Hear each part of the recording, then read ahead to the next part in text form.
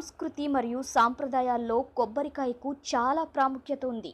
ఇది వివిధ పూజల్లో దేవతలకు ముఖ్యంగా సమర్పిస్తారు. ఇంచుమించు అన్ని శుభకార్యాలలో కొబ్బరికాయను పగలగొడతారు.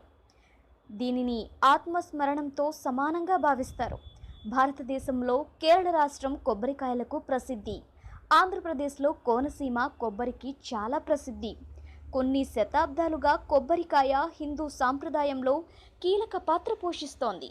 హిందువులు ఏ శుభకార్యం చేయాలన్నా, పూజలు చేయాలన్నా కొబ్బరికాయకు ఎక్కువ ప్రాధాన్యత ఇస్తారు. టెంకాయ లేకుండా ఏ చిన్న పూజ కూడా నిర్వహించరు. అలాగే గొప్ప ఇతిహాసాలైన రామాయణం, మహాభారతంలో కూడా టెంకాయ గురించి ప్రస్తావించారు. పూజల్లో కొబ్బరికాయ ఎందుకు ప్రత్యేకం? హిందూ సాంప్రదాయంలో కొబ్బరికాయను మనిషి తలకు ప్రతీకగా భావిస్తారు.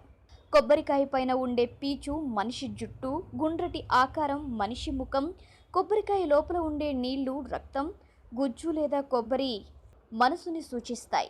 కొన్ని ఆలయాల్లో కొబ్బరికాయను పూజారి కొట్టడం జరుగుతుంది. మరికొన్ని ఆలయాల్లో భక్తులే కొబ్బరికాయ కొట్టి స్వామికి అందజేస్తారు.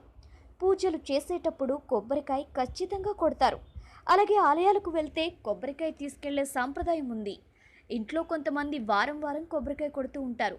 మరికొందరు అమావాస్యకు కొడతారు. మరికొందరు పండుగల సమయంలో మాత్రమే కొబ్బరికాయ కొడతారు.